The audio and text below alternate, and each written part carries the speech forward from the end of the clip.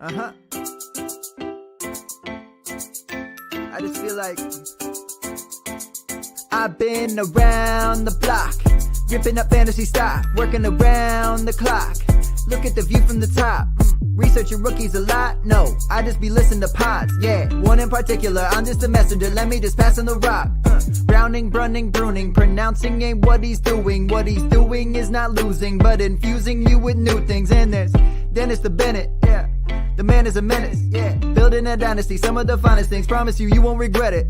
Sly as a fox, cultured in pop. Give him his props. Here is a thought, here is a box, and you cannot compare them at all. So don't even try. Careful with the news, but when you use a take, I take up Tony Fire. I mean Dyer, because anyone else is a huge mistake. Whoa, fantasy round table, fantasy round table, yeah. Fantasy round table. Come take a look at the crown, baby. Hey, fantasy round table, fantasy round table, woo. Fantasy round table. Come take a look at the crown, baby. Go.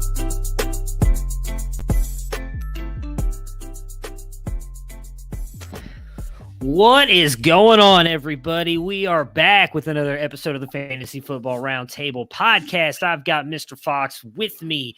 It is going to be a jam-packed episode today. We are going to talk about free agents who have signed over the weekend. We have got an NFL mock draft that we are going to be participating or doing over our next 11 episodes leading up to the NFL draft. Is, for us at least, it's 11 episodes away, which is crazy to think about. We're already almost there. And then obviously we're going to do our best to get through Justice League and Falcon and the Winter Soldier, as both of those dropped last week. I was actually able to watch it. Surprisingly enough, my wife actually wanted to watch it, so we sat and watched all 4 hours, and we split it up. We did like the first two, and then because we did a little partying Saturday night with some close friends. Finally got out of the house, so I saw your Twitter story. Whew, it was a fun night. You should have seen some of the group messages I'm in. There was a lot of drunken talk going back and forth. It was a lot of drinking. I don't usually drink, so it was a lot of drinking involved Saturday night. Mostly because we went to this live band thing. I'm just going to jump off topic real quick, and I promise we'll get back to the show stuff.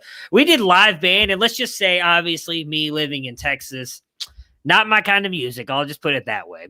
Really not. If it helps, the band was a One-Eyed Joe. That can kind of give you an idea of the kind of music we were listening to. Assuming it was country music. Yeah, not a fan. Not a fan at all. So there was a lot of alcohol being in I wasn't taking a lot of alcohol. It didn't help that, obviously the night before Ohio State got beat by Oral Roberts. I had Texas going very far in the tournament. They lost that night too. So there was a lot of alcohol. Tough start to the tournament. It's been fun. Great weekend. So there was a lot of alcohol intake. So apologize about the fleet and anybody who was in those messages with me. It was a good time, at least I thought. I didn't really care if things that were being said. Anyway, so how are you doing though on this beautiful Monday? Doing pretty good. It was a nice weekend. I watched 3.5 hours of the Justice League while waiting for my wife's car at the dealership to get its brakes done. So that was a nice diversion, and then got to see Falcon and the Winter Soldier, which was good. Got to kind of chill and hang out on Saturday. My wife decided she would also like to see Justice League, but she wants to watch the other movies first. So I made the sacrifice and watched Man of Steel, and we got Batman versus Superman. So I like it when she gets into these things and you can go back and rewatch all the things that you want to watch anyway. Yeah, it was I can't wait to talk about it. It's gonna be a very interesting discussion. But let's go ahead and talk about the free agents. We had, just a lot of the moves happened. Of course, Juju, I think, was the one that happened. Was that Friday, or did it happen almost like right after we got off Thursday? I think it was. I feel like it was Friday. Maybe it was Thursday Friday night. Anyways, a lot of good moves. Some of the bigger name guys have now signed, so we can talk about that. Let's talk about obviously the biggest name that was on the market, Kenny Golladay, signs with the Giants, 4 years, $72 million. I'm a massive Kenny Golladay fan. Talked about it. I was hoping that he would go somewhere different, if I'm being honest. I don't necessarily understand this. Biggest signing, also the biggest surprise, possibly. I don't know if it's just, and I get it in the fact of he's a great wide receiver. We talked about this when we were talking about where he might go, and I thought, maybe he would be one of those guys that takes that 1-year deal like we saw Juju take, and the fact that he can recoup some of that value coming off an injured year, and then maybe, get and a much better deal next year when the salary cap increases. Maybe this was just by far the best deal that he had out there, but they have a lot of good weapons there. I do think Daniel Jones is a good quarterback. I don't think he's great or, in all honesty, maybe even a franchise quarterback. I'm not sure I can say that. I feel like the Giants needed offensive line help and defensive help more than they needed a wide receiver. It's great for Golladay, I guess, and him getting his money. I'm a little bit concerned. I don't think I'm going to have him in even my top 15 right now. Like, that's just quick thoughts on it. I haven't really sat down and looked at my rankings, but I mean, I just don't. Barkley, Slayton, Shepard, Ingram. Like, I think he's clearly the best receiver. Yeah. What we saw last year is they had 90-plus targets for Slayton and Shepard and didn't have great offensive production. So, yeah. Golladay also kind of a big play guy. I mean, the last full season he played, he only caught 65, but it was for 1190 and 11 touchdowns. So he may not need the 100 receptions that some other guys need to get up there. He was wide receiver 9 that year. I'm still going to have him as a top half wide receiver 2. I don't know about top 15 because top half wide receiver 2 would go to around 18. If you figure a 12-team league. The biggest question, though, is Daniel Jones. And I think the Giants are really going for it. They agreed to terms. They kept Leonard Williams, a big piece of the defensive line, signed him. I don't know if you just saw the news just passed. Big contract with Adoree Jackson. Yep. So they are trying to get those defensive pieces. Offensive line, certainly a question. They seem to be the one team that whiffed on their first round offensive line pick. Can't remember which of the ones they grabbed. We were mildly Andrew surprised. Thomas. Yeah, Andrew Thomas. That's what. That's what you wanted Cleveland. I thought the Browns were going to take. I'm very happy that they got Jedrick Wills. I've changed my mind. That didn't seem to work out, but sometimes, as somebody who has Garrett Bowles on his team and saw Garrett Bowles the first year and thought, "What the hell?" and now Garrett Bowles with some better coaching and some time has actually become a pretty good left tackle guy. I was happy to see Denver re-up. So I think it's too early to completely write him off. Offensive line is also something they could certainly be looking at hitting in the draft, I would assume. Defense, they should be hitting in the draft. They've surrounded Daniel Jones with potentially a great core of weapons. You still have Shepard and Slayton. You add Golladay. They have Evan Ingram. They signed Kyle Rudolph. So you got 2 tight ends. Saquon Barkley should be coming back, and you have, I think, a little bit better handcuff in Devontae Booker. Daniel Jones, his first year, threw for a little over 3,000 yards, 24 touchdowns in 12 games. Last year, in 14 starts, 2,993 yards, only 11 touchdowns. Their entire pass offense only produced 12 touchdowns. So that, to me, is more of the limiter. Golladay, on his talent, I'm still giving him the wide receiver 2 benefit of the doubt. Daniel Jones, probably a mid-tier quarterback 2 for me right now. I have the same questions as you. There are a couple of guys that we are not sure. Daniel Jones is the one of those guys that probably we know is going to get a shot with the Giants. I wouldn't be shocked. I don't know if you'd be shocked to see the Giants take a quarterback in the 2nd, 3rd, or 4th round to have somebody else there. They didn't really grab any kind of, I guess they had Mike Glennon. Yeah. Mike Glennon, I would feel worse for Kenny Golladay if Mike Glennon's his quarterback, to be perfectly honest. But there's a group of quarterbacks that their teams are building weapons. We don't know what they're going to decide to do with Sam Darnold. Drew Lock would be another one I'd put in that range. These are kind of, their teams can only go as far as they can take them. And I think that's certainly true of Daniel Jones. You look at the Giants being aggressive, trying to get those pieces. We've seen Washington get big pieces. We saw Dallas make that big deal to keep Dak, to try to keep competition. Aside from Philadelphia, the NFC East is actually turning into a somewhat interesting division. But Daniel Jones is really, really the key. what can Jason Garrett get out of him? That's my biggest question too, is I wonder how much of that is Jason Garrett. And I mean, like, I do think he is a decent offensive coordinator, and maybe it was the sum of the parts, right? The injuries and everything else going on last year that affected the Giants. You just mentioned the stats right there, and there was a stark difference. And one of the biggest things you can add in there is obviously they switched head coaches, but that was also they switched offensive coordinators. And we saw the Cowboys offense the past few years, even before they brought in Kellen Moore, right? That's who the new offensive. Their offense wasn't that great. So I'd be curious to see how much of that was a difference, because it was and Barkley. Yeah. Oh, yeah. That's what I said. Barkley played third. He missed a couple of games the year before, but he still rushed for 1,000 yards, and just having him out there for 13 games keeps the defense honest. He played a game and a couple snaps, right? This year. Yeah, it wasn't much. So they really couldn't develop anything behind him. I remember we all thought Wayne Gallman maybe, and toward the end of the season, they seemed to find something and seemed to find more stable ground. Line issues.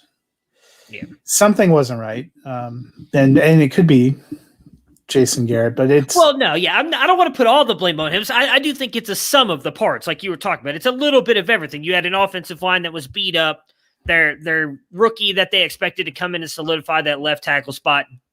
I don't want to say he had a horrible season. There were times that he played good, but it wasn't what they wanted. Didn't he also get benched a few times? He did, yeah. I think he got hurt too, if I'm remembering correctly. So, but it was just not a great season overall. So obviously, again, there was other places I would have preferred him to go. We'll see. I can't write him off just yet because he's an immense talent. You can't take that away from him. And I do think the one thing that helps him is, you talked about he makes those big plays. You also think with his catch radius and everything he does as well, I mean, that could help out as well, Daniel Jones. And you don't have to throw it right to his hands. Kenny Galladay's not afraid to go up and get a ball. So he's definitely going to be, in my opinion, their best red zone target outside of Barkley. So he definitely brings a dynamic. And also a guy that I loved last year, Darius Slayton, I think helps him out because that moves him into that other role. I think it hurts Slayton the most because I looked at Slayton. Slayton had 90 plus targets and only caught 50 for 751. I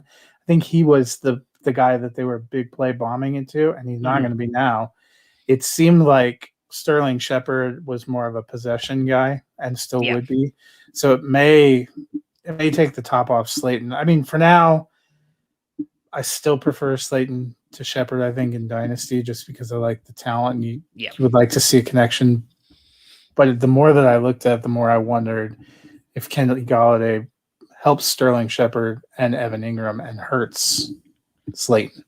See, I think it's interesting because you've got that dynamic, but then I would almost think you could say Shepard and Ingram kind of hurt each other as well because they're both going to be working the same area. And I mean, Ingram and Kyle Rudolph is going to vulture a few targets, especially at the red zone. Yeah, it's like plus, are they going to run more? And what we forget is Saquon Barkley's not only a good running back, he was an incredible pass weapon. Yeah, that also hurts underneath.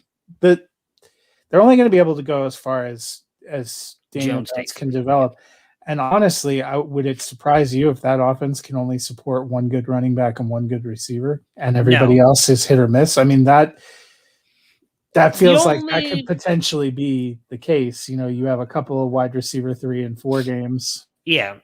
I could see one other wide receiver being viable, maybe low-end wide receiver 2, just because I still think that defense is not going to be that good. And if this offense is able to take a step forward, then I expect them to be in a lot of shootouts, especially in that division. Dallas and Washington look like the clear class of the division at the moment. And with those Dallas's defense isn't great, but Washington's defense, if the Giants' defense can't keep teams' offenses off the field, then they're going to have to be in shootouts. And I have no doubt that they'll throw the ball. So maybe they'll be able to kind of bring in a Slayton or Shepard, maybe not every week, but it's one of those that at the end of the season, you look and like, oh, wow, Slayton finished as wide receiver 23. Like, you wouldn't have expected that, but it was just one of those things where he has those couple big games here and there. So, well, I was kind of surprised with how much it seemed like Slayton disappeared last year. 50 for 751 and 3. You know, he was a wide receiver 4. You thought of him as just being a complete bust. Yeah. But really, it's the touchdown question. I was shocked the touchdown regression. I mean, Daniel Jones in 12 games had 24 passing touchdowns as a rookie. Yeah. He had 11 in 14 starts, and their entire team only had 12 in 16 games. That's a pretty pitiful output. Yeah. So the next wide receiver to sign was Juju Smith-Schuster. He signs a 1-year, $8 million deal with the Steelers. I think this is a phenomenal move on both sides. Now, I did see a lot of hate on it because it was Kansas City, and who was the other one? It was a good offense. I can't remember. It was not a good offense. I thought it was somebody else. Kansas City and Baltimore offered, I believe Kansas City was a 2-year deal. I believe Baltimore was close to the same, they said, right around the same amount. So I think Baltimore was the high deal, and Kansas City had like a bonus that he didn't get. What's going on, Dennis? I think it's a great deal from this aspect. If you look at Pittsburgh's cap situation, they're going to hit with a ton of money next year. Yeah. Juju now shows, hey, I'm loyal to the Steelers organization. Maybe they're more willing to pay him more money next year. I saw a lot of people like, I don't understand why people hate on players when they choose deals for whatever reason. It's not your money. It's not your life. I saw so many people talking so much crap about why wouldn't you go to Kansas City? He didn't want to. Why does it matter to you? Like, I don't understand the hate on that. I think it's a great deal. Is Pittsburgh going to throw it 1,000 times this year? No, probably not. We've seen they want to commit more to running the ball. Currently, Benny Snell is their running back, so maybe. Well, that's true. I expect them to bring somebody else in, but I do think they're going to focus more on the run. I honestly, as much as I hate to say this, because I love Deontay Johnson, I think he might be the one who gets hurt most by this deal and Juju coming back, because Claypool brings a different dynamic than what Deontay and Juju can do just based on his size and speed. And so I think Juju and Deontay are going to be the two that kind of hurt each other the most there. But what were your thoughts? I mean, me and you are both big supporters of Juju. So what were your thoughts when you saw the deal? Well, the first thing that I thought was funny is the first thing the day that his contract came out was the story that broke where he said his team got outcoached in the playoffs, which anyone that watched it's not exactly saying something we didn't know, but not exactly the thing you expect to hear from a guy who's hoping to go back to that team. So it was kind of amusing then that later in the day he signed to go back, because usually if you get caught in some kind of interview throwing your coach under the bus, they're not welcoming you back. So Pittsburgh is, I liked him there. People forget last year he was the team's leader in targets, the team's leader in receptions. He had a pretty decent year. He was wide receiver 16. We've also seen that offense supported 3 top 24 receivers last year. All 3 of them were in there. I, like you, think it might cap the ceiling of Deontay Johnson a little bit. I still have Deontay Johnson ahead of Juju Smith-Schuster, if I'm being honest, in the rankings. But Juju wanted to be there, wanted to play. If they're really going for it one last time with Ben, be interesting to see what happens. And, of course, we'll all probably be depressed about 6 weeks from now when Pittsburgh drafts another wide receiver. Yeah. 3rd or 4th round is what they're good at. I mean, hey, it's – like I said, I'm excited to see where it goes for him. I expect him to have another good year this year. Again, it's going to be interesting with what Pittsburgh ends up doing on their offense. But, I mean, I know Steelers fans were happy. I saw a lot of Steelers fans who were very thrilled to have him back there. And, again, that's what he wanted to do. I'm happy for Juju, man. He's one of the very few Steelers players I openly root for. And it's not easy to root for Steelers players, but he's just a guy that I really like on and off the field. So it'll definitely be interesting. I can't wait till, obviously, we might have to push it back a little bit this year because we've been doing things a little bit different. But once we get to our ranking stuff where we actually rank all these positions, it's going to be really interesting to see how we rank some of these guys now. I did not expect Kenny Golladay to go to the Giants or Juju to go back to the Steelers. So it's definitely made some. And I'm going to be honest, the next guy we're about to talk about, I did not expect to go back to where he's going either. So it's neither did Dennis, whose Rashad Penny shares have now withered on the vine. Yeah, it's let's get into that. Chris Carson, 2-year deal, $10.25 million with the Seahawks. However, I will say, if you look at the details of the contract, it really only is a 1-year contract. They can get out of it after this year for no money next year. So I think a lot of that is just because if we've seen Chris Carson the past couple of years has gotten banged up. He hasn't really been able to play a full season. So maybe if that happens again, they've got him on that 1-year deal. They'll be able to get out of there. Dennis is still here, and he says Penny will be just fine. And yeah, because I mean that running back 5 ceiling he has really didn't get damaged. I don't think it's horrible for Penny if he's able to actually stay healthy and get out on the field and produce with Carson, because I will say I think Penny has a leg up over Homer, and I like DJ Dallas, but Penny's got more explosiveness than DJ, assuming he's fully back and healthy from the injury. At one point in time was a first-round pick. That is true. Although, we've seen teams miss a lot on first-round picks, so that's not saying much. But I was going to go N'Keal Harry, but yeah, that too. Him too. Oh, hey, same team, so it doesn't matter. It's just the Patriots. Yeah, just the Patriots. What were your thoughts on seeing him come back to the Seahawks? What does this do for his, at least, I guess, his dynasty value? Because, again, it is a 2-year deal, but if you look at the way it's structured, they can get out of it after this year. So it worries me a little bit about his future, but I think at least for 2021, it's wheels up for Chris Carson. Yeah, I mean, probably still low-end running back 2 territory. I know Dennis had liked the idea of him going to Pittsburgh, and I think, style-wise, that would have been a fit. I never thought that was going to work money-wise because Pittsburgh doesn't really seem to have money, and they don't usually splash out on people. I was interested to see if he would go to Arizona because I thought that would be kind of funny and would also help the Cardinals. But Seattle is definitely a good landing spot. It didn't seem like the team. This is an odd case. It didn't seem like the team was sending out signals that they really wanted him back. And then you hear he signed this deal to go back. And you're like, well, that's a good fit, but it didn't seem like that was in the plans. We know Seattle wants to run. We know that he's had success there. We know he's a good fit in that offense. Seattle is probably another team that needs to do some work up front. Saying you want to run the ball is nice. Having the assets available to run the ball would be even better. But he's probably low-end running back too. We'll have to see if he gets hurt, if he can stay on the field, how much of a role Penny plays. Penny kind of had a redshirt season almost last year because of getting a big injury late in the game. But you figure he'll be back mixing it in. And he and Carson were splitting and doing some interesting things for a time there in 2019 before they both got injured at the end of the year. So, yeah, an opportunity.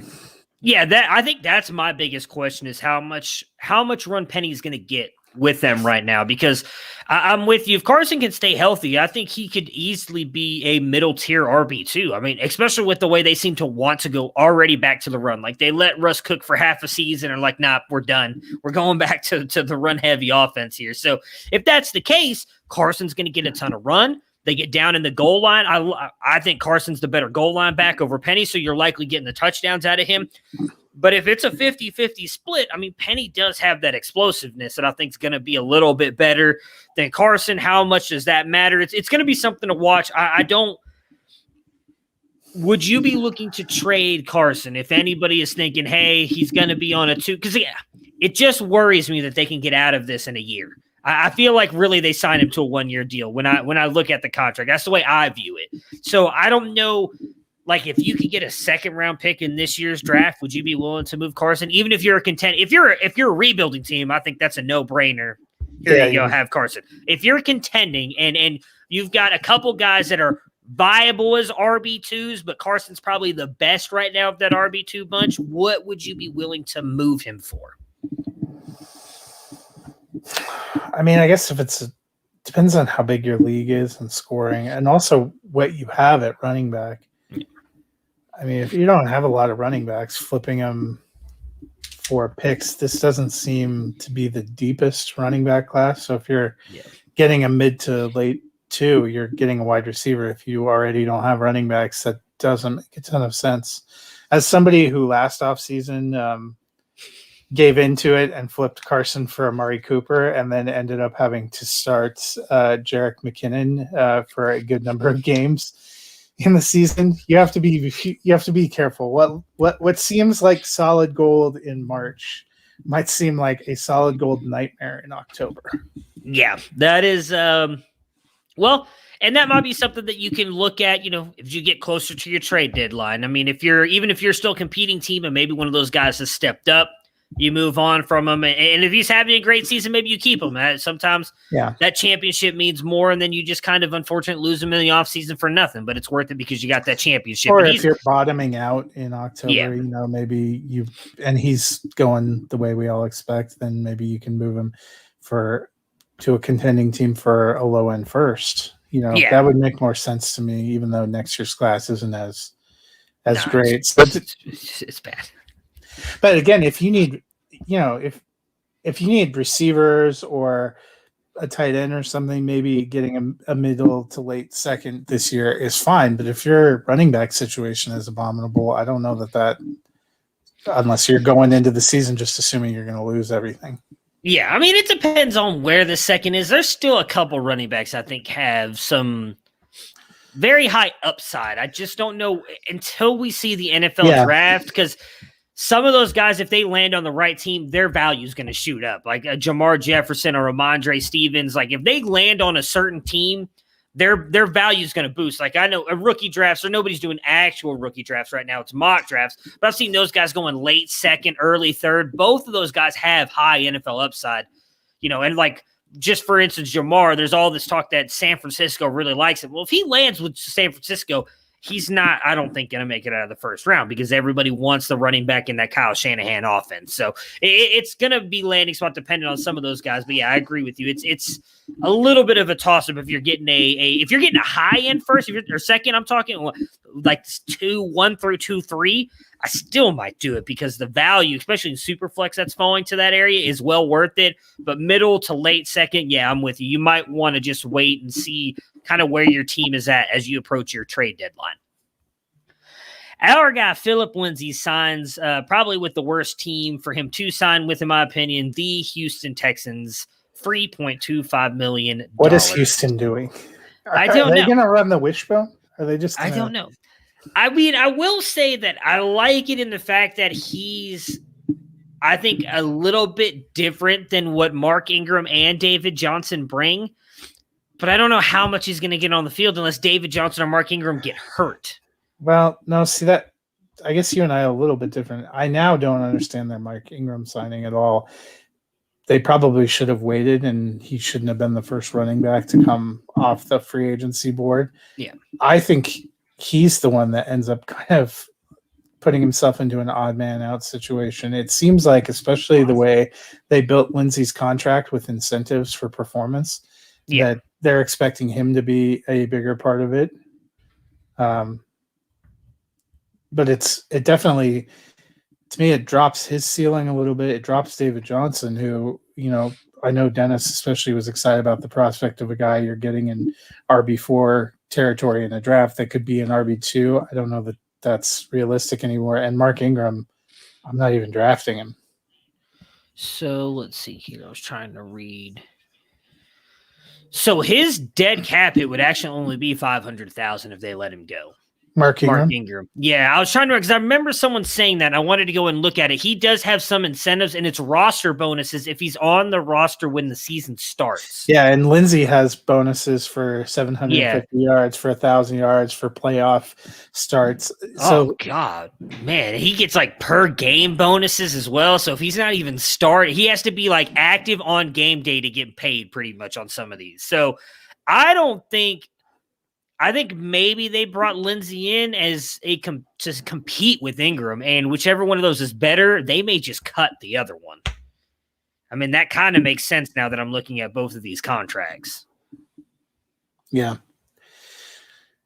And, I mean, it wouldn't surprise me if Lindsey ends up the better. But Houston has a lot of questions. I don't know how you feel, but obviously with the news continues to break about Deshaun Watson, I no longer think he gets traded, and I'm not even sure he's available for them, even if he doesn't get traded. And they seem to think that too. They went and got Tyrod Taylor, and they traded for, was it Ryan Finley? Ryan Finley, yeah. I think they're bracing for the worst. The tweet they sent out was I don't know bad. who wrote the article for ESPN, but to say that Dante Moncrief was brought in to replace Will Fuller is a bold take. Yeah. Well, I can't remember the wording they put on there, but when they put, I can't remember, it was the tweet they sent out when they were like, I don't remember. It was when they brought in Ryan Finley, and it was just very poorly worded. I was just like, that doesn't, they made it seem like this was a great signing for them. I was like, why? I don't know. I'm not going to, like, I don't want to comment on the Deshaun Watson thing because I don't have enough facts. I didn't want to bring that. I know. I'm just saying, like, that. I just don't everybody's think talking about traded, it. So now they have no picks. Yeah, we're not going to talk about it because I just don't have enough facts. I don't know. I need to know more before I make a comment this way or another. So we understand there's stuff going on. I'm just going to reserve anything on that until I know more for sure because I've seen some of the stuff, but I want to know more before I say anything on that. Yeah, Deshaun, mine was more just it's hard to imagine, and no. Talk about 3 first-round picks and starters. It's hard to imagine an NFL team really wants to mortgage their future and present right now without seeing some kind of resolution. No, I agree with you on that. That's what I'm saying. I'm just saying, like, as a show, we're not going to dive into that like other people are because I don't want to. I need all the facts. I'm not just going to go one side or the other and then it be completely wrong. So, Deshaun Jackson signs a 1-year deal with the Los Angeles Rams. I mean, it's intriguing to me. He gives them obviously that deep threat. Matthew Stafford, probably one of the better quarterbacks he's had. One game a That's year what I was going to say. The biggest thing is I don't know how many games he's going to play. So, the typical insert best ball wide receiver here line, I mean, is going to be great for that. Outside of that, I mean, for fantasy, I'll use as like one of my last picks on him if he's still available, just in case he stays healthy. But outside of that, it's not much I'm really looking forward to. I forgot how few games he managed in 2 years with Philly. I mean, he stayed on the field decently well in the 2 years prior with Tampa, but in 2 years with Philly, only 8 games was he active, and he only caught 23 passes. It's tough. And the last signing that happened earlier today, Josh Reynolds signs a 1-year deal with Tennessee. I'm actually kind of intrigued by this. I mean, Josh Reynolds has had flashes with the Rams. He's going to come in and obviously, I would assume, kind of take the Corey Davis role. The biggest thing is how much volume will he get? We know that they're more of where they were. Arthur Smith is gone. Will they continue to be a run-heavy offense? But you do lose Jonnu as well. So now I think you look at it's going to be Brown and Reynolds are kind of your top 2 passing targets. So they've got to draft somebody. I'm sure they will. Don't they leap to the top of the list of teams that are going to be looking to take a first-round wide receiver? You know what? I would think so. And speaking of that, perfect transition there, Mr. Fox. Well done. We are going to do this every episode now. We're going to get through about 6 picks an episode. We're going to give you guys who we think the NFL teams are going to take in an NFL mock draft. I'll recap every pick before we make our picks. Obviously, this is the first time we're doing it, so we're going to start with the 1-1. We are also doing no trades because it's just too much to try and figure out what teams would actually trade because we also see some GMs, Chicago Bears make really horrible trades. We're not going to do that here. We're just going to assume, which we know is not going to happen. Everybody stays in their spots. We're just going to give the best pick for them.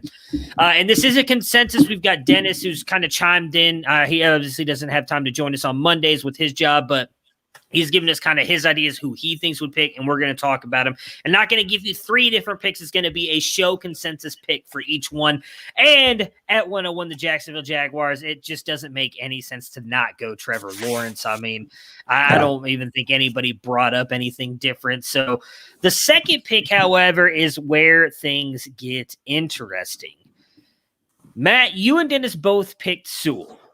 Yep. I think that is the best place for them to go to. Is there any doubt in your mind that they go quarterback, though? Because Dennis did bring it up in the chat that and there are a lot of people who think that. Do I think Sam Darnold is what we thought he was going to be coming out of college? No. But I still think he is a viable NFL quarterback. He's never been given a shot. And I do want to put a lot of that on Adam Gase. They need a great offensive lineman. They've got pieces. I like the coaching staff they have in place there. So if I were the Jets, I would go Sewell. You and Dennis both agree with that. But how I guess, concrete are you in that they will actually do that? I'd say I'm 50-50 at this point. I think if they fall in love with one of the quarterbacks when they're going along, you can see them making that move. But it feels like Robert Saleh is the kind of coach that is a little more old school and methodical, and you build your franchise from the lines out. You know, we've seen them go and try to get some better defensive pieces. He's attracted some better defensive players to want to play for him. Shoot, if I was a defensive player, watch what he did in San Francisco, I'd be excited to come play for him too. They've gotten some more complementary pieces on offense. At some point, they need to address the running back situation. I find it hard to believe they're rolling with LaMichael Pirine as their one and only. I wouldn't be surprised to see them a second-round pick on a running back. There are quarterback options. I know a lot of people like Wilson, Fields. Some have even mentioned Trey Lance. You could see them falling in love with something. You could also, if there was going to be a high-up trade, I almost think they're a team that may decide we are going to try to go with Sam. We're going to maximize the value around them and trade. I think they're still weighing options. That's the tough thing. But to me, it makes the most sense building long term, especially with the kind of defenses you're facing in Miami and Buffalo and New England, to really build out that line, because no quarterback's going to fare that well if you don't have blockers. They're not going to be able to run. They're not going to be able to do anything. So maybe it's a little wishful thinking, but that's. No, I'm with you, and obviously Dennis is as well, and that's my thinking on that is we know Douglas wasn't the one who drafted Darnold, so he doesn't have that connection. He doesn't have that I have to make Darnold work. So I'm with you. I am 50-50 because if Douglas does end up falling in love with one of these guys, you could see a New England. I know it would be hard for them to trade in the division, but you look back at some of these teams, in the teens, the Patriots, 49ers, who, we hear a lot of talk about them possibly still wanting to get another quarterback, Washington at 19. Do any of these teams maybe then make a move and get Darnold if all of a sudden the rumors are coming out that the Jets are going to go quarterback? I don't think we find out until like the week of the draft. I don't think Darnold's going to get moved before then. So if that happens, then obviously that's going to throw the entire draft board in flux because someone's coming up to get Darnold and then they're taking a quarterback there, which then drops a guy like Sewell, who I think is probably the best tackle in this class, and you're hoping then that he falls to, I guess if you're a Bengals fan, you're hoping he falls to 5. I don't know if he would because Miami probably would take him just to try and make sure they secure their offensive line. I don't think their offensive line is quite as bad as the Jets, but they could use someone. So right now we're going to stick with Sewell, though, here at pick 2. That brings up the Miami Dolphins. And I will say, and you guys can chime in on this too if you feel, I do think this is a prime spot for a trade to happen. Yeah. Especially if the Jets go Sewell. I've seen, obviously, a lot of you guys who watch this show, I'm sure, or listen, probably follow or listen to a lot of the same people on NFL Network, radios, Twitter. Teams are falling in love with Zach Wilson. And I think if he falls and then you have Wilson, Fields, and I still think Lance is a phenomenal prospect as well. All 3 of these guys are still available. I do think some team might make that move to jump up to 3 and try and get that quarterback. So I do think this is a prime spot if the Jets go Sewell for a trade to happen. Again, we are not doing trades. So here at 1-3, did both of you guys go Jamar Chase? Yeah. Interesting. I think I'd go Chase too. Trying to think of who else I'd. It seems like he's the best receiver, and Miami seemed like they got Will Fuller. No disrespect to Will Fuller, but it seemed like they wanted to make a bigger move at receiver to get some kind of big franchise receiver. Will Fuller has some talent. I don't think he's a true number 1. Parker, not a true number 1. Preston Williams, RIP. Yeah. I mean, Will Fuller, the reason that doesn't matter to me as much as the 1-year deal. You get Jamar Chase, he's locked up for 5 years now, more than likely. You can't say anybody's not a bust candidate, but Jamar Chase, I think, is at worst going to end up being like a wide receiver 2 for his career. He's extremely talented. So chances are they're going to pick up his 5th-year option in a couple years. So you've got this guy who I think is going to be a stud. You pair him with Tua moving forward for 5 years. So yeah, for me, it is Jamar Chase as well. the only other player I was thinking about here is Jalen Waddle. And I only say that because of what he can do around the line of scrimmage. I still don't trust Tua's arm. That's my biggest thing. It also wouldn't shock you if they went with Waddle or Devonta because Tua's got experience with them. Yeah. It wouldn't be the first time we've seen them pick up a college teammate. Yeah, so that was the only reason I leaned Waddles, just because of what he can do everywhere else on the field. He stands out a little bit more than Chase, but Chase is, I think, better. So I'm with you guys. I have no issue going Chase there. Now, 4 for me, and I believe you guys both went where I would go. If this happened for me, I agree with you. It's Justin Fields. And I've always said, I've been staunchly standing on this hill for the beginning. I still think he's closer to Lawrence than Wilson even is to Fields. Fields is a Georgia kid. He's from that hometown. I know that the only thing that worries me is the way they restructured Matt Ryan's contract made it where it's even harder to get out of after this year. So do you really draft a guy like Justin Fields who might end up sitting on the bench for multiple years then? That's hard for me to say, but I do think Fields would be the perfect guy for you to build your franchise around. Again, he's a Georgia kid, face of the franchise. I think he has the highest upside of the 3 quarterbacks that I have the top, which is it's Lawrence, Fields, and then Lance for me at 3, not Wilson, who I know a lot of people have Wilson at 3. And Fields, just with what he can do, I've compared him to, this is very lofty comparisons, I understand. Please don't kill me, people. But with the way he is with the ball, I see a lot of Aaron Rodgers in him, and the fact that he doesn't make those turnovers, and then he plays a lot like Russell Wilson as well. So he's got immense upside if he can put it all together. So I love Fields here. You and Dennis also picked Fields as well. And we've seen teams, if they really want to get out of a QB contract, to be able to do it. And if I recall, when I was listening to NFL talk radio, they were talking about it would be suicide to dump Ryan this year, but they could see a path to, when they had their capologist, he could see a path to moving on next year if that's what they want to do. Okay. See, I know the last I heard about when they restructured, it was like, now it makes it even harder for them to move on from him. And I was like, oh my goodness, I've got it pulled up. I think I've got Spot Track pulled up. Matt Ryan. Let's see here. I like how there's like a Matt Ryan in golf too. I did not know that. So next year, his dead cap hit would be 79. Yeah. Oh wait, no. Wait. 40 million. 40 million. 2023 it'd be 15, which is still a lot. I mean, I don't know. Maybe they can find a way to restructure it, but like that whole, hey, why don't you finish out your career as a Falcon, back up Justin Fields? I don't know. That 40. But look, they're going to have to do something, though, because look, his general cap hit alone the next 2 years is $40+ million. Yeah. Good night, man. So I doubt any team is eating a $48.6 million cap hit for one player, even if the cap goes back up to $220 million. Yeah, that's a sizable chunk.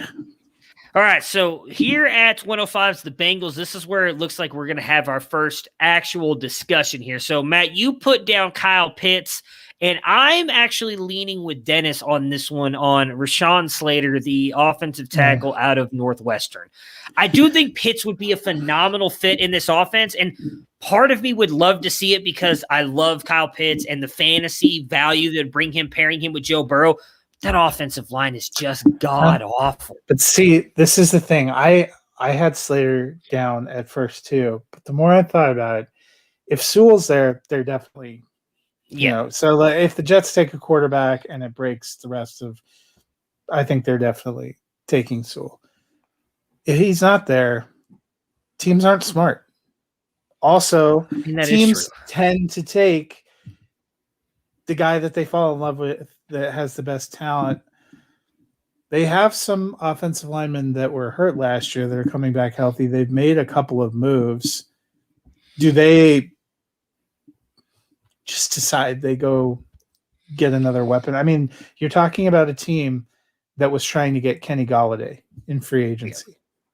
That tells you they're not satisfied with what they have, even though we think they have a pretty good set of receivers and running back weapons.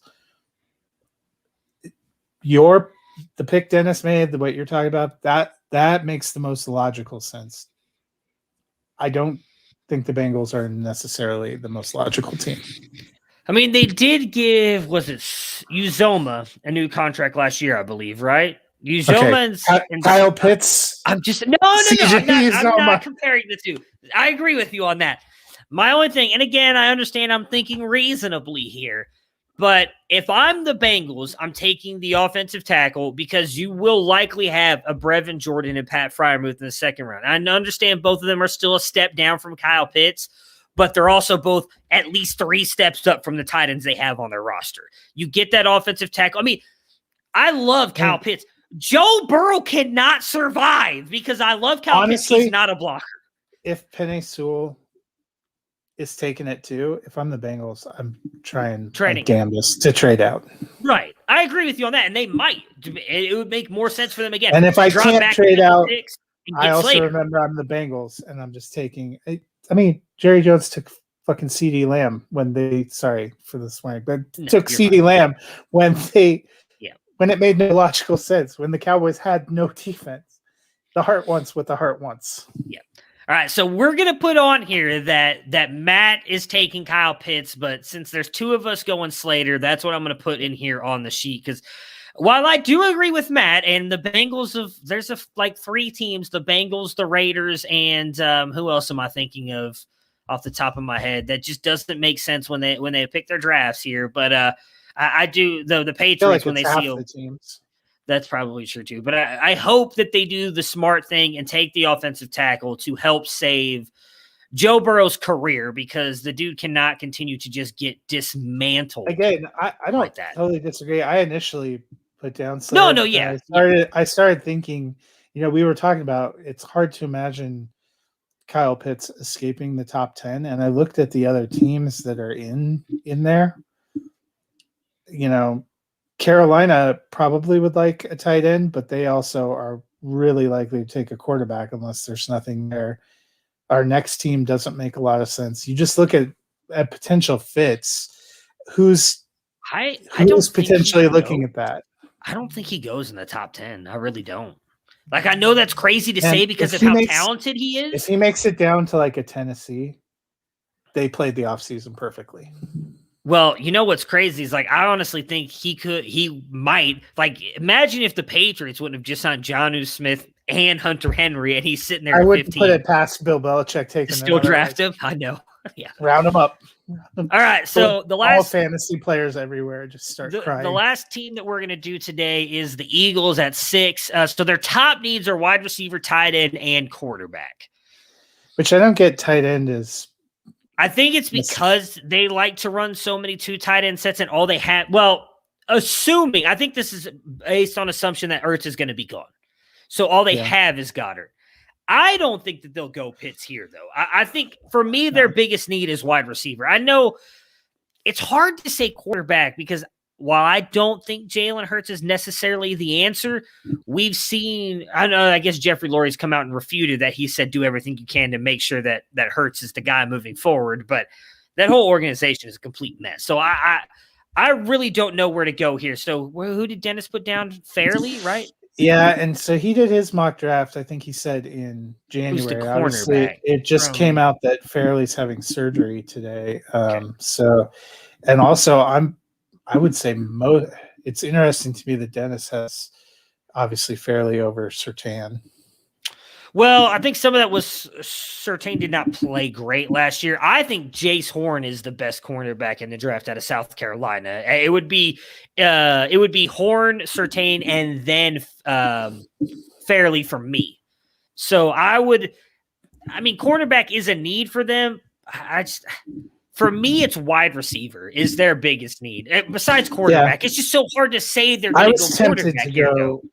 I was tempted to go wide receiver. My thought was if the draft breaks the way we have it and Zach Wilson's there, I just don't believe Philadelphia is sold on Jalen Hurts. I don't think they would have traded Wentz if he hadn't said, I'm not playing for you anymore, and there hadn't been a bad break with the organization. If you're Nick Sirianni, God only knows what you're thinking after that introductory press conference. But Yeah. I would probably be looking at my team is in salary cap hell.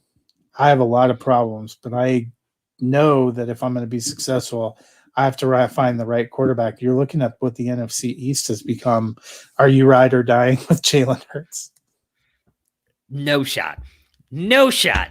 Zach Wilson is not getting drafted by the Jaguars there, Felix. No shot. So, that would be fascinating, though. Wouldn't it, though? Good Well, old wouldn't Urban you say Meyer. the Jets would definitely take Trevor Lawrence if he Yes, there? I don't. That drops everything down. There's no shot that happens. Though. So this is where we're at. I mean, don't say no shot. Jaguars in the Jaguar. Nah, I trust Urban Myers. He's not that stupid. He's just no way.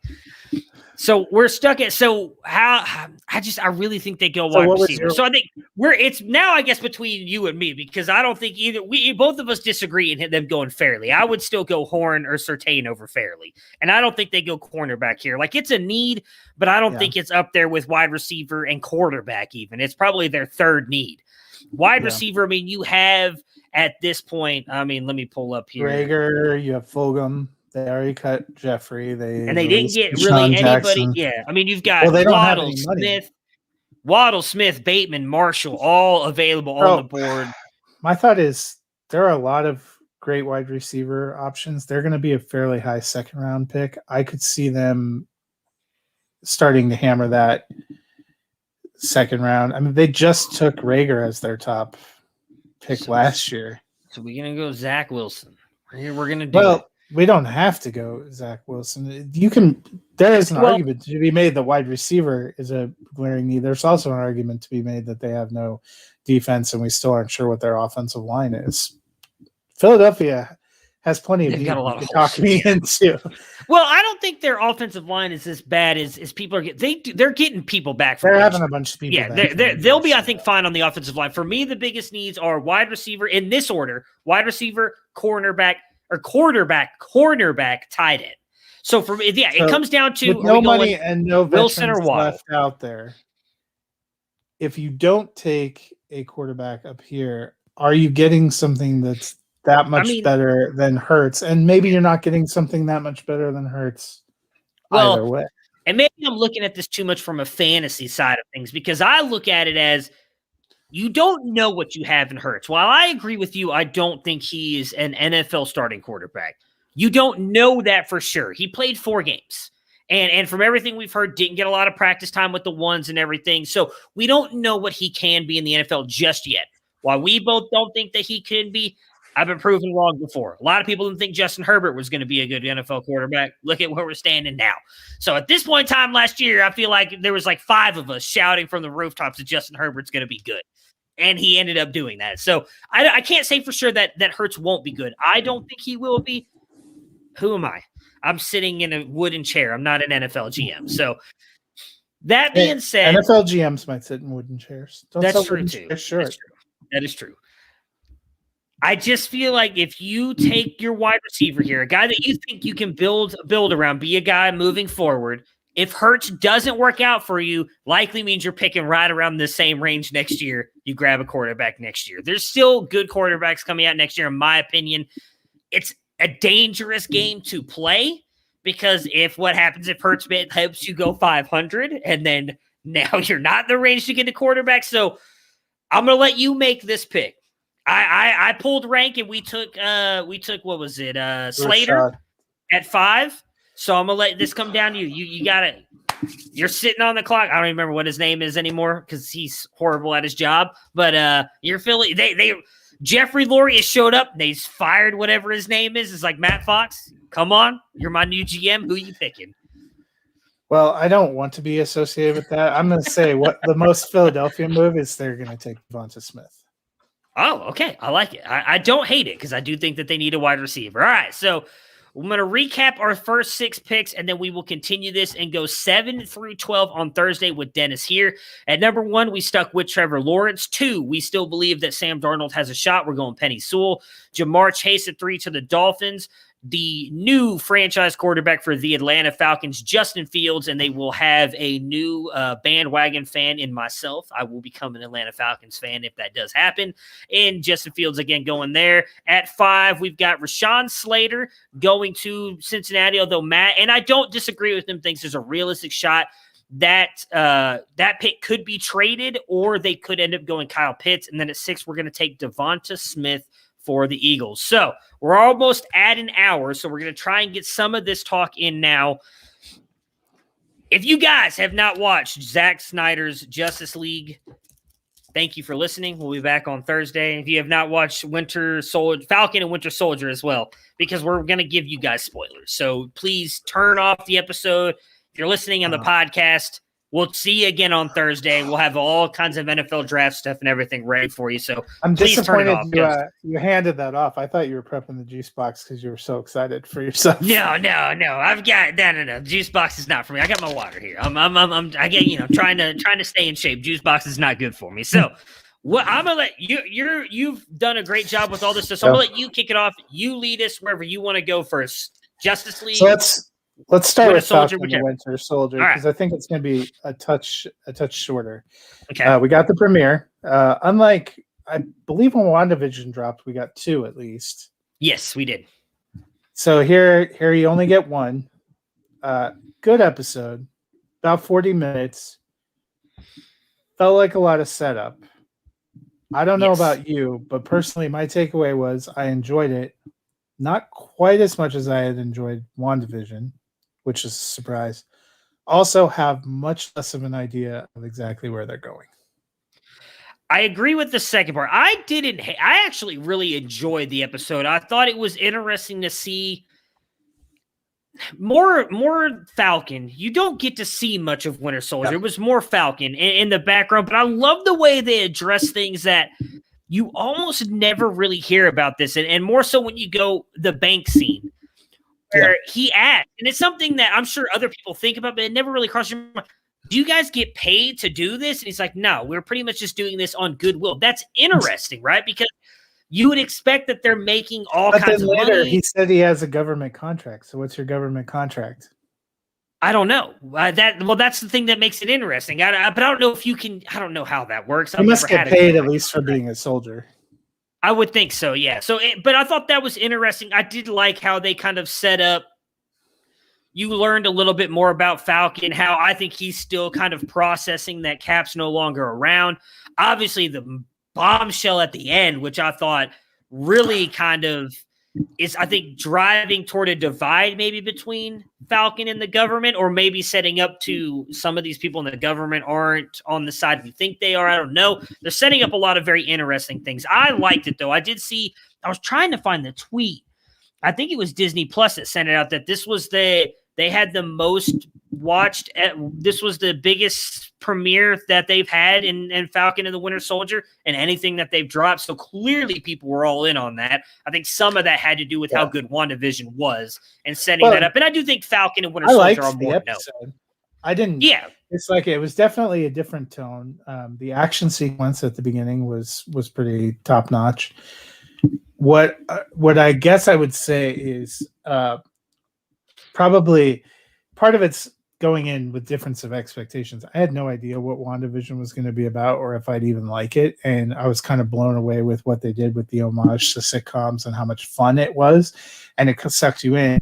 This one, you felt like you were going to see kind of Captain America 4, to put it, crudely.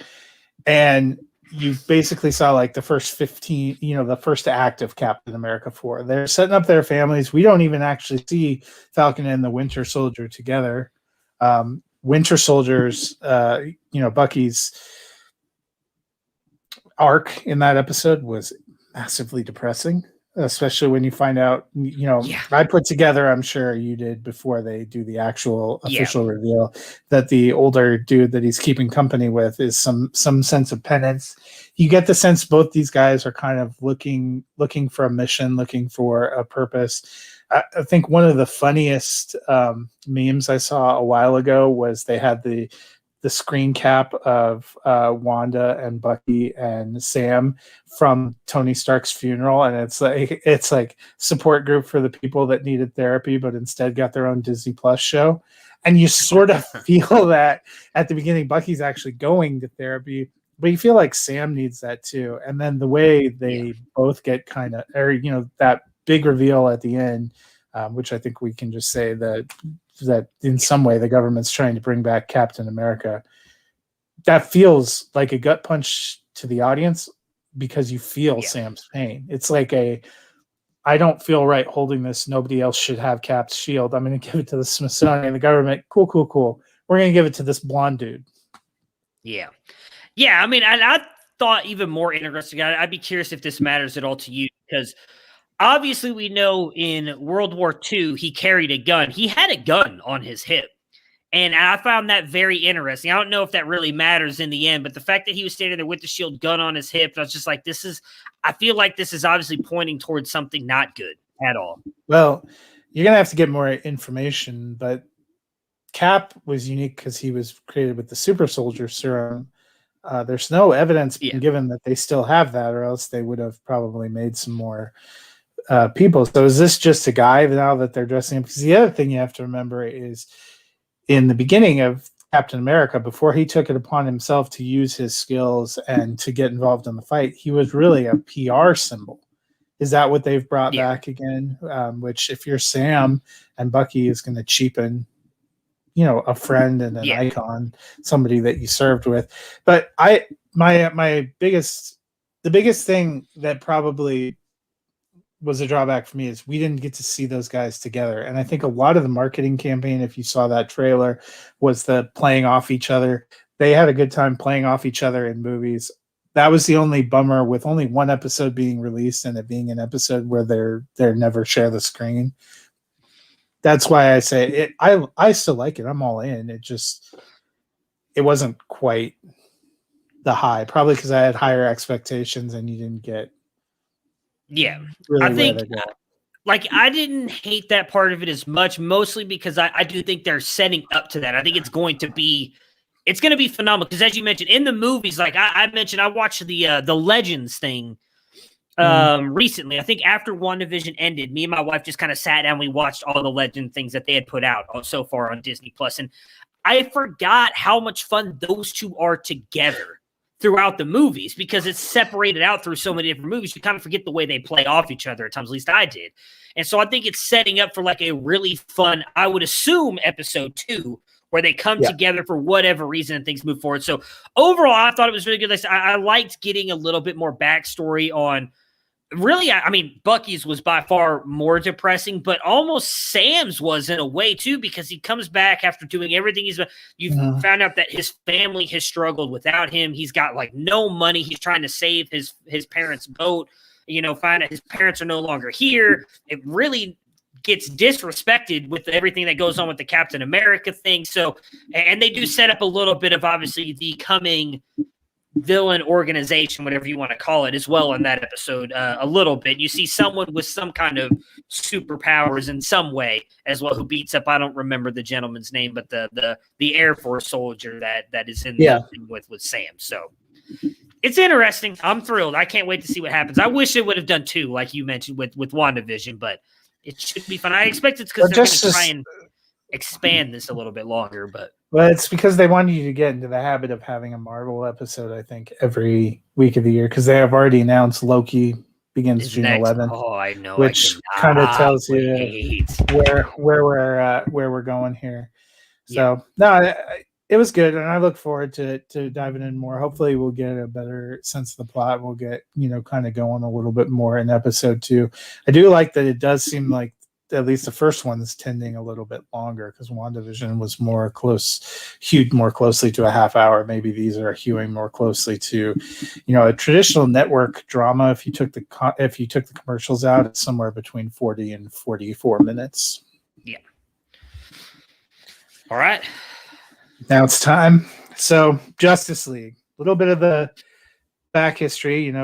Zack Snyder was handed kind of the keys to this kingdom. Christopher Nolan, executive producer, 2013 puts out Man of Steel. 2016, we get Batman versus Superman, Dawn of Justice, where we get to meet Batfleck, introduces Wonder Woman, all kind of leading to Justice League, which at the time DC was trying to quickly get their own super team up to kind of compete with the Marvel Cinematic Universe. Snyder while he was working on that, had shot a good portion of the movie from what we understood. His son passed away. And in the wake of that, wasn't really in a position at the time to finish the movie. So they handed it off to Joss Whedon. And it's always been sort of a mystery. We know Whedon reshot some things, put things together. A lot has come out in the last year since they announced that Zack Snyder's Justice League was coming out about how toxic that set was, how frustrated the actors were. But we didn't really know, like, what was Joss Whedon? What was Zack Snyder? Mostly we just knew that the Justice League we got in 2017 was, I didn't hate it, but I'm with you. It's objectively not great. Yeah. So finally, 4 years later, a lot of build-up. They gave Zack Snyder $70 million to finish this thing. 4-hour cut. I was super pumped for it. Not sure what I was going to get. Bested my expectations. I loved it. 100% with you. So I'll say the runtime, because that's been obviously the big thing that everybody's complained about. I didn't care. And mostly because never once did it not keep my attention, even though I knew what was coming for the most part, because I've seen the original version. So you have some idea of where the storyline's going. I was also saying, I can't remember who tweeted this out, but I thought it was right on point. Don't know that Zack Snyder would have actually done this. I highly doubt he would have released this as a 4-hour movie into theaters. It may have been split like we saw Avengers do. There was a very realistic, when I was watching it. Go ahead. The other thing I'm going to say is, I think people forget the director's cut of Batman versus Superman, which is much better than the theatrical cut we got, was over 3 hours long. This movie runtime with credits is 4 hours and 2 minutes, but it's like 350. It's not that big of an expansion. And honestly, the last Avengers movie was 3+ hours. Yeah. Audiences, especially the kind of audience this is geared toward, will sit through it. You're not going to get your 5-year-old to sit through it, but you're not taking your 5-year-old to Justice League unless you have some questionable. I did. I did. This 4-hour Justice League? Not this one. Well, my son did watch it with us. He sat down and watched it. But no, the original one, because my wife didn't really want to go see it in theaters, and I did. So I was like, hey, Grayson. And he was whatever. But the original one, I think, was PG-13. This was it R. was. And if Cider would have done it, it would always have been R. That's all right. I still would have taken him because I wanted to watch it. But, I mean... Hey. When I was in college, we went to a midnight screening of the movie Hannibal. Some dude brought his 2-year-old kid with him midnight on a weekday. The first scene, if you haven't seen Hannibal by now, I'm sorry, it's been 20 years. Yeah. Hannibal Lecter disembowels a dude and throws him. That kid starts wailing, and I can hear the dad, shut up and watch it. This is my time. Bro. That's bad. I wouldn't have been that bad. Decisions. No, so I was talking to my wife about it, we were watching it, and I really do think, again, I wouldn't have had an issue with it if this would have gotten released in theaters like this. I would have done the same thing. I'd have sat for the full 4 hours with credits because I would have wanted to watch the end scenes. I didn't care. I was watching. But even if it would have been something like they did with Avengers where they split it in two, you have a realistic, I think, transition period after their first battle with Steppenwolf, right? Before, when that finally you kind of see them coming together as a team before they bring Superman back. And that's right at almost the 2.5 hour mark when that first part happens. Yeah.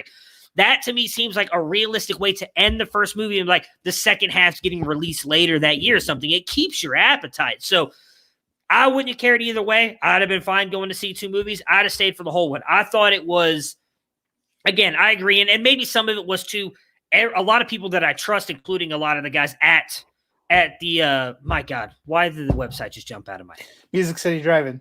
There we go. I wanted to call it Movie City Drive-In for some reason. Music City Drive-In. Hey, that's about correct. The website. All you guys were writing about it, putting out Ricky, Christian, is it Taylor? I always forget it. I know it's Jacob. I'm sorry, Jacob. We're all writing stuff about how great they thought it was. I was all in before I even had a chance to watch it because I do trust a lot of what you guys say about these movies as well. But it bested my expectations as well, and it also, unfortunately, makes me very sad.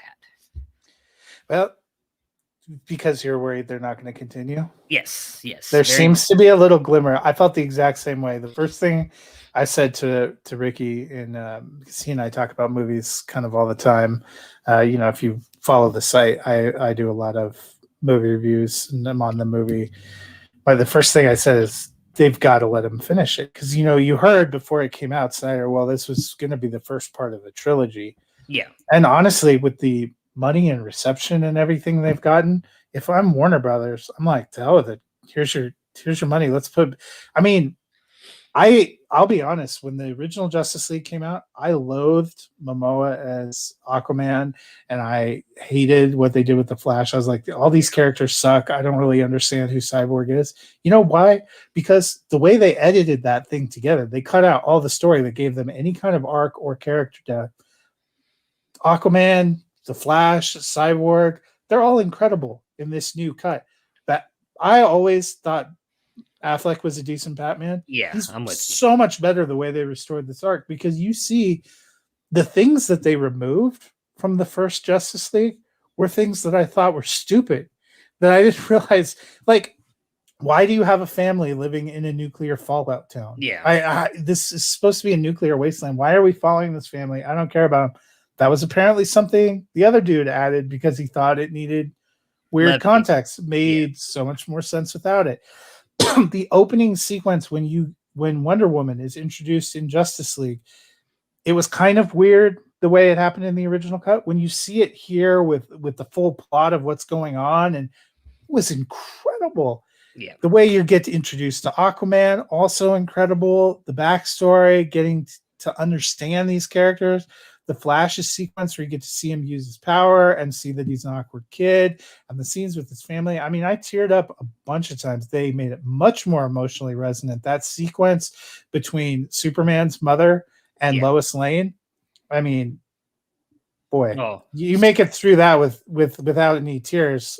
I would question if you have any feelings, because I mean, that was like an emotional gut punch and incredible. It was just so much better. And I mean, speak about obviously the massive reveal right after that scene as well. That just, if you're a fan of the Justice League, gets you excited. But yeah, I'm with you. Like, I didn't hate. I thought Momoa was like the perfect cast for Aquaman. I loved it. I thought he was okay in the original. Obviously, I agree, much better in this one. I loved the opening sequence where they expanded so much more on that opening scene with Batman and Aquaman. I was just like, this is so much better. Immediately, right off the jump, I was like, okay, I'm already excited to see where this goes. I agree with Wonder Woman. And I will also say, like, I love the darkness that he brings to this as well. It's not the campy, like, that was the first thing me and my wife talked about. She's like, I never thought I'd see like this much blood and death in these in a superhero movie. I'm like, I know, like, that's what we had hoped for. At least I did after watching Batman, Superman, and the director's cut. I was like, I like that they're taking this a darker path, because I just feel like DCU's always been a little bit darker than Marvel, and you're not trying to make it campy like Marvel has. And I like that they continued that as well in this.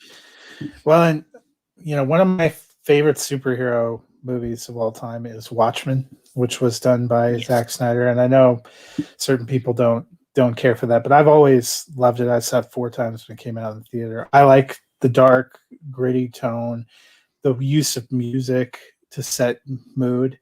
This was probably the closest I've seen him come to that since. Yeah. And it reminded me, even I rewatched Man of Steel with my wife getting ready for it. There are parts of that movie that I don't, I thought the prolonged action sequences went on a little bit long, but you forget there are just some truly beautiful character beats. That was what I liked so much about the director's cut of Batman versus Superman. I just think they need to have the courage to let Zack Snyder do his thing and let it be longer. People don't care if you have a longer movie if there's a worthwhile payoff. It seems like every time they edit him down, they take out the story, so the movie doesn't make sense, and preserve these action sequences. I like action sequences, but action sequences have more resonant power and meaning if they're earned. And so by the time they resurrect Superman, you have spent so much time with these people and seen their struggle and their passion and their loss and their trying to come together. And you understand what their mission is. You understand that Superman's death kicked off this thing, not only because he was somebody they were afraid of, but literally his crying out set the mother boxes off. Yeah. I mean, I thought that was all fascinating. All right, so let's go back a beat here. I'll try and wrap this up quickly because we're going at like an hour 15 now. But back to, you just talked about obviously the great scene between what we thought at the time was Martha and Lois until she leaves the apartment, and then you realize it's not Martha, it's actually John Jones. John Jones, the Martian Manhunter. I geeked the hell out when I saw that because I never expected it. And that's one of the things I brought up to my wife is like, I love that. I just wish this would have been in theaters because it changes so much about that stuff moving forward. But what were your thoughts when that happened? Yeah, I thought that was really great. And then the coda, when you see him kind of coming back and talking to Batman, I feel like they were setting up Flashpoint. Yeah, because when when Batman alludes to, I thought you were just here and told me Lois is the key, and he has dreams of what seemed like an alternate future, and John Jones tells him the fight's just beginning. You know, Darkseid's coming. There's a bigger threat out there. If Warner Brothers doesn't shift gears and let them complete this vision now, it's going to be a true shame because I think this has reinvigorated people's passion for it. And, you know, I'm super excited about the potential future. And it does sound like they're leaning toward going that way, which I think would be great. And there's room. I know they started down a certain path with Robert Pattinson as Batman, which I can't wait to hate watch that because I think it's going to be a hot mess and one of the worst films of all time.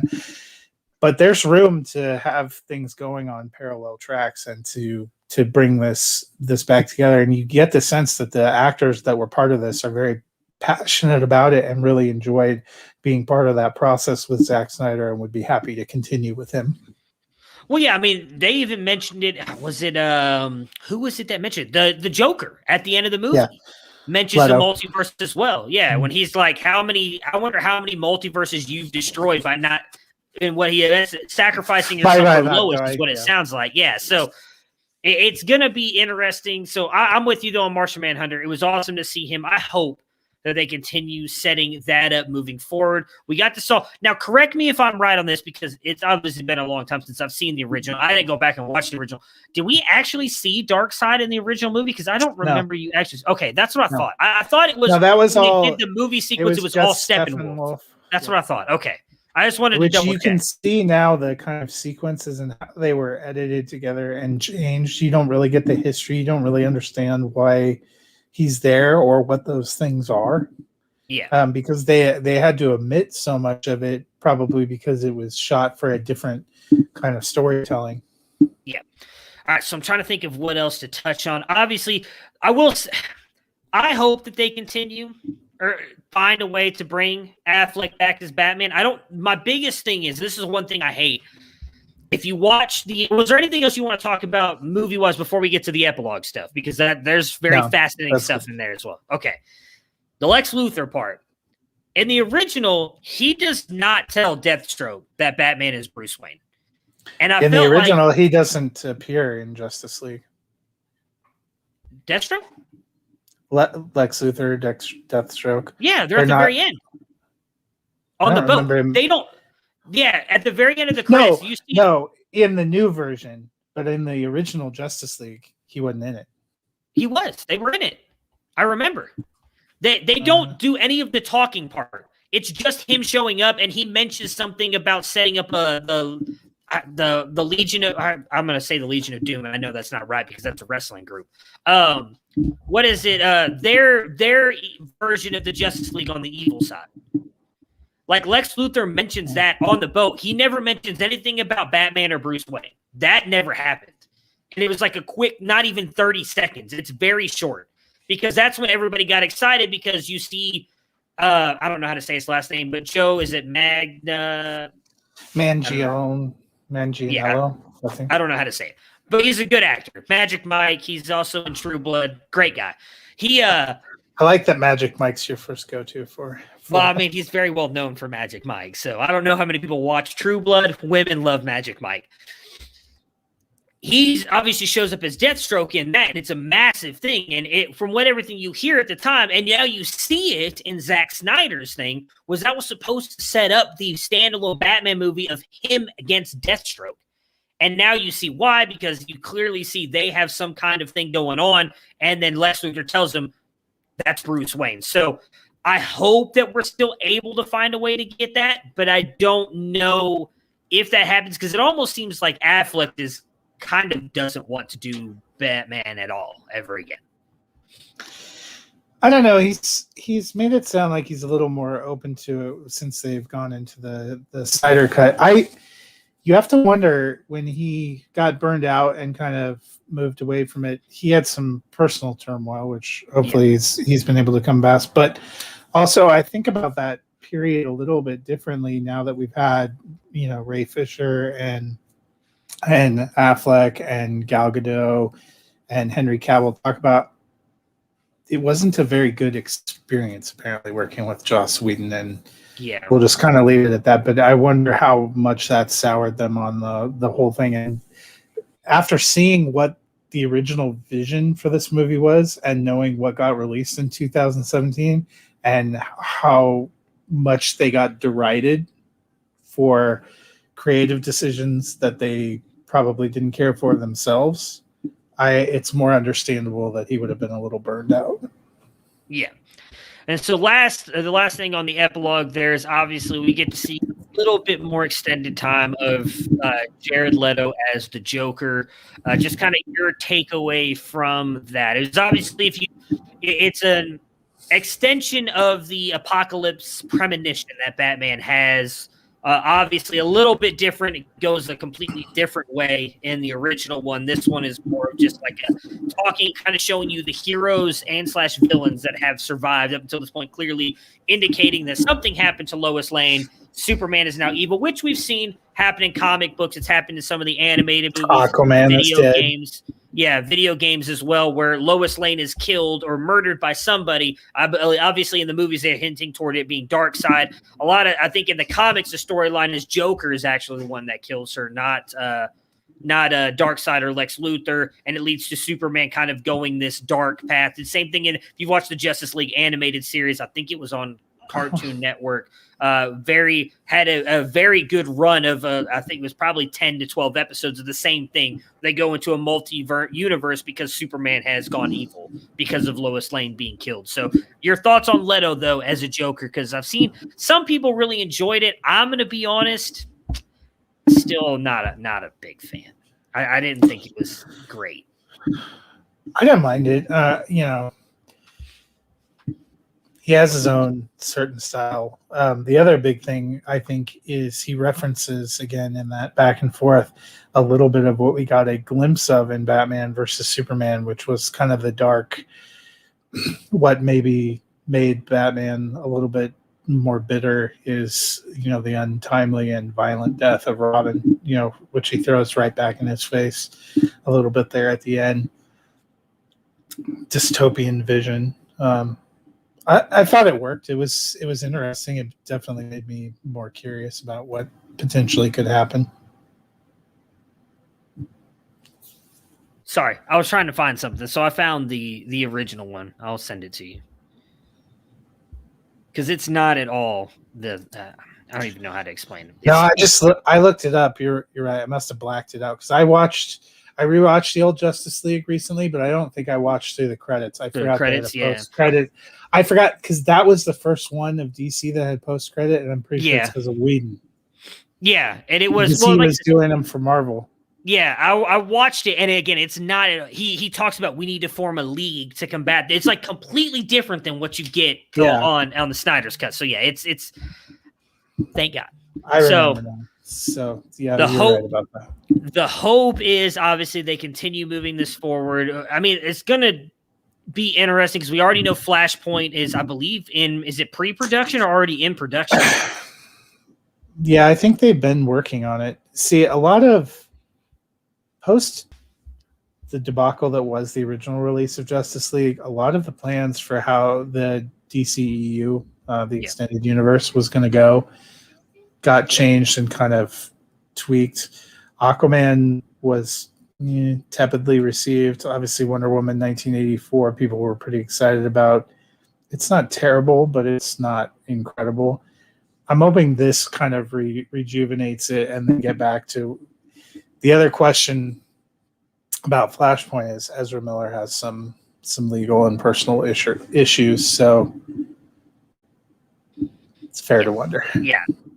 Yeah, I know. Yeah, well, I know for sure. What is it? Billy Crudup? Is it Crudup or Crudup? I don't know how to say his last name. He won't be back as his father because of scheduling conflicts. I did see that. So, I mean, not a massive role, I guess. That's something probably going to be placed. Ezra Miller, yes.